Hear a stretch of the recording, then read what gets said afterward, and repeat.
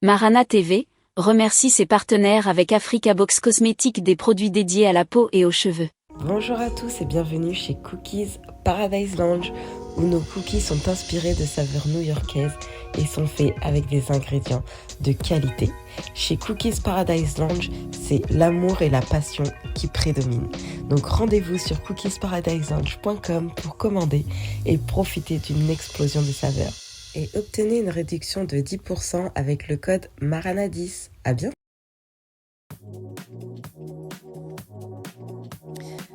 Direction le Sénégal, le pays de la teranga, à la découverte de Steph de Carda. Steph de Carda est un jeune graphiste passionné par la mode et la photographie, et il a décidé de répondre à notre interview sur Marana TV. Je suis Stéphane André Pierre, plus connu sous le nom de Steph de Carda. Je suis le cadet d'une fratrie de 4 avec 3 grandes sœurs, mais surtout j'ai eu la chance d'avoir des parents qui se sont toujours sacrifiés pour nous. Et ils ont constamment mis nos besoins et nos bien-être au-dessus des leurs. Et je rends grâce à Dieu chaque jour pour cette chance. Grâce à ces valeurs familiales, j'ai pu forger ma résilience et ma confiance en moi, même si le chemin n'était pas aussi facile. Pour être honnête, mon cursus scolaire a été chaotique. Mon parcours a été, disons, atypique et semé d'embûches. Il m'a fallu du temps pour réaliser et trouver réellement ma voie. Et comme beaucoup, j'ai traversé des phases où le manque de confiance pouvait parfois être très paralysant, notamment au collège. Pourtant, je pense qu'aujourd'hui, ces épreuves m'ont beaucoup aidé à forger ma personnalité. Je le vois aujourd'hui comme des étapes nécessaires pour mon développement personnel et professionnel. La mode s'est révélée à moi très tôt. À l'époque des rentrées scolaires, lorsque les uniformes tardaient à arriver, nous avions libre arbitre de porter nos propres tenues. C'est là que j'ai observé une uniformité des styles. J'avais l'impression que tous les styles étaient photocopiés. Tu prenais le style de tel, tu retrouvais la même chose, différentes couleurs. Donc je me suis dit, je vais personnaliser mes propres vêtements. Je faisais mes designs à partir d'un logiciel qui s'appelait Photofiltre. Je faisais les designs, j'imprimais sur du papier transfert et je faisais mes propres designs. Et très vite, cela a suscité l'intérêt de mes camarades et ce qui était au départ un simple projet personnel s'est transformé en une aventure entrepreneuriale. C'est ainsi que j'ai lancé ma première marque de vêtements de t-shirts en collaboration avec une amie, Assinatou, et ma sœur Angélique qui gérait la logistique depuis la France. Ce projet a marqué le début d'une véritable passion pour la mode qui ne m'a jamais quitté, même lorsque Assi est allée aux États-Unis pour poursuivre ses projets. Ma sœur et moi, nous avons continué à faire grandir notre vision. Et aujourd'hui, cette passion est devenue le cœur de notre métier et je suis fier de l'évolution de notre marque. Mon entourage a réagi de manière très différente face à ma passion. Mes amis étaient plutôt contents, même si la plupart préféraient avoir des articles gratuits. Du côté de ma mère, c'était un peu plus complexe. Ma mère est très protectrice, elle voyait que le monde de la mode était comme un milieu difficile, avec quelques réserves. Mon père, en revanche, était assez enthousiaste, mais il me l'a montré que plus tard.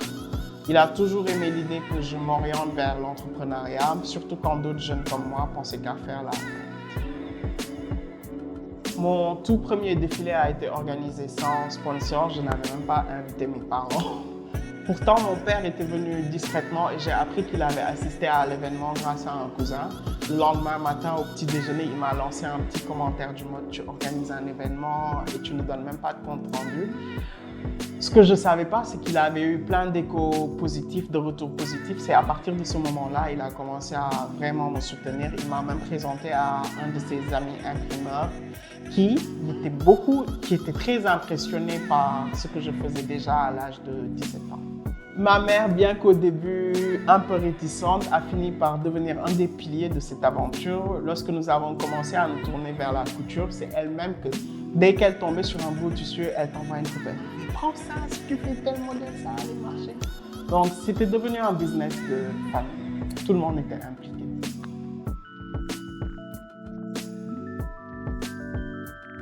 Collaborer avec de nombreux artistes est à la fois un défi stimulant et une opportunité d'enrichissement professionnel. Chaque artiste possède son univers propre, ce qui requiert une grande capacité d'adaptation et une compréhension approfondie de leurs attentes. Par exemple, avec OMG, mon rôle dépasse celui du simple styliste. J'interviens également dans la conception de certains scénarios de ses clips, dans la décoration, apportant une vision artistique globale. Avec Abindour, je ne bossais pas sur l'aspect mode avec elle. C'était plutôt différent. Par exemple, quand j'étais graphiste à l'Agence des Nations Unies pour les réfugiés, je l'ai accompagnée et appuyée pour son intégration en tant qu'ambassadrice de l'UNHCR. Puis j'ai aussi été son photographe, graphiste et community manager. Aujourd'hui, avec mes fréquents déplacements, Safi a repris cette responsabilité avec succès. J'ai également eu la chance à l'âge de 20 ans d'être le plus jeune correspondant Afrique du magazine volume 2 de Velvet d'Amour. C'est ce qui rend ce travail aussi passionnant, la diversité des projets et des collaborations, car chaque nouvelle aventure apporte son lot de défis et d'opportunités. Alia.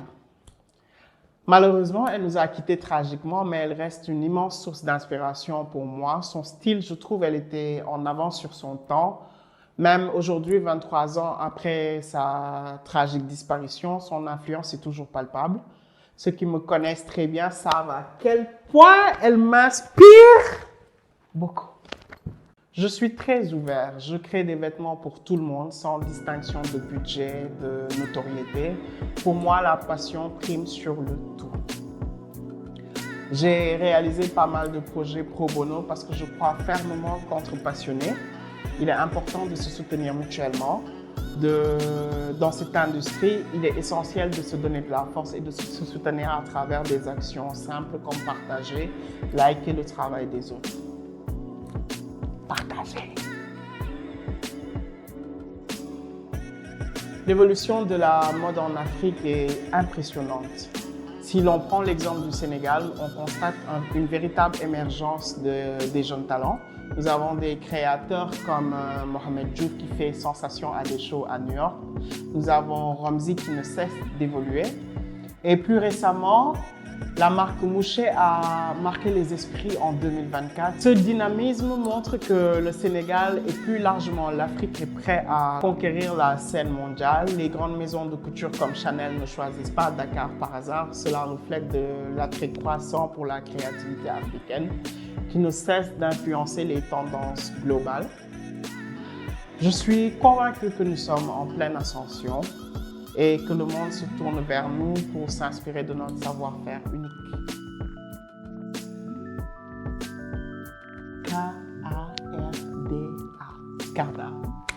Pour ceux qui ne le savent pas, Karda signifie Dakar en verlan. Dakar représente mes racines.